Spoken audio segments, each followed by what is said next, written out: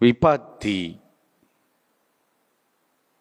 දැන් ඔයාලා අර මේ පිරිත් කියනකොට විපත්ති පටිභාහය කියලා කියන්නේ. ඒතර පිරිත් කියන්නේ විපත් නැතිවීම පිණිස පිරිත් කියන්න කියනවා. ඒතර විපත්ති පහක් තියෙනවා. එකක් තමයි භෝග ව්‍යසන. තමයි භෝග විපත්තිය. භව භෝග සම්පත් නැති වෙලා පාරට වැටෙන තැනට මනුස්සයාට කරදර එනවා. ඔය සකල මනාව ගහගෙන ගිහි යාන වාහන වතුරට යට වුණේ මිනිස්සු වාහනයක් ගන්න කොහොම ආසාවෙන්ද? ඕක එක දවසේ පස් කන්දකට යට වෙනකොට වතුරෙන් යට වෙනකොට ආයෙ කොහොම යදන්නේ? භවභෝග සම්පත්. මිල මුදල් කන කර ඔප්පු තිරප්පු ඇඳිවත විතරක් ඉතුරු වෙන්නේ ඔක්කොම යනවා. පටාචාරට නම් ඇඳිවතත් නැති වුණා. කුණාටුවකින්. භෝග විපත්ති. ඥාති විපත්ති ඥාති ව්‍යසන. තාත්තා ඉන්නව දරුවෝ ඔක්කොම මැරිලා. එක තාත්තා කෙනෙක් දැන් දවස් ගාණක් පහුගිය කාලේ අර පස්ගොඩේ දරුවෝ හොයනවා. එක මිනිහක්වත් හම්බ වෙයි කියලා. ඥාති ව්‍යසන. ඊට පස්සේ එක අම්මා කෙනෙක් දුව එයි කියලා බලාගෙන ඉන්නවා. ඥාති ව්‍යසන.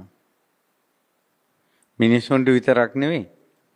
ගෙවල් වල හිටපු බලු කුක්කු අර පස්ගොඩ උඩ එක තැන මූණ මඩේ ඔබ ඔබා යම් ගෙදර මිනිස්සු හොයනවා. ඥාති ව්‍යසන.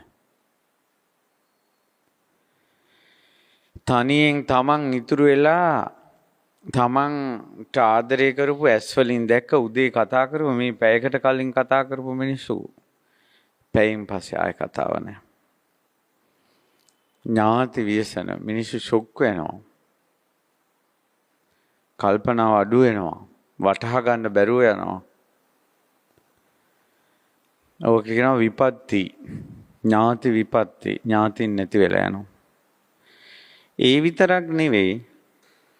ඔය මම පහුගිය කාලේ සිද්ධිත් එක්කනේ කිව්වේ. සමහර මිනිස්සුන්ට පවුලේ අය ඔක්කොම යා ප්‍රතික්ෂේප කළා. ඒ මිනිස්සයා තනි වෙනවා. සහෝදරයවත් නැහැ. අම්මා තාත්තත් එන්න දෙන්නේ නැහැ ගෙදරට. ඥාති ව්‍යසන. සමහර අම්මා තාත්තා තනි වෙලා දරුවෝ ප්‍රතික්ෂේප කරනවා. කතා කරන්නවත් නැහැ. ඒක ඥාති ව්‍යසන. තමන්ට කියලා කවුරුත් නැතුව යනවා. ඥාති ව්‍යසන. ඔන්න විපත්ති දෙකක් කිව්වා. භෝග විපත්තිය ඥාති විපත්තිය. ඊළඟට රෝග විපත්ති රෝග ව්‍යසන වසංගත එනවා.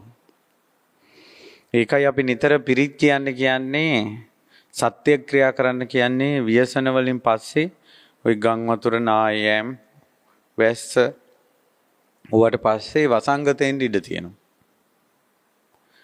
සමහර වසංගත ලෝක ඉතිහාසයේ කියවනකොට සමහර වසංගත ඇවිල්ලා ලෝකයෙන් ජනගහණයෙන් භාගයක් අඩු වෙලා තියෙනවා. මෙරිලා රෝග වලින්. එදා බුදුරජාණන් වහන්සේ වැඩ නොසිටියා නම් විශාලා මහනුවර ඇතිවෙච්ච රෝග ව්‍යසනය ඒ තුම්බිය මුළු දඹදිවම පැතිරෙන්න ඉඩ තිබ්බා. බුදුරජාණන් වහන්සේක විශාලාවෙන්ම නතර කළා. ඒක බුදුරජාණන් වහන්සේ විශාලාවෙන්ම නතර කළා. නැත්තම් පැතිරෙන්න තිබ්බා. රෝග වසංගත ඒවට උදාහරණ මේ කොරෝනා වදුර ඇහැට පේන්නේ නැති වෛරස් එකකින් මුළු ලෝකෙම මිනිස්සුන්ගේ කටවල් වැහුවා.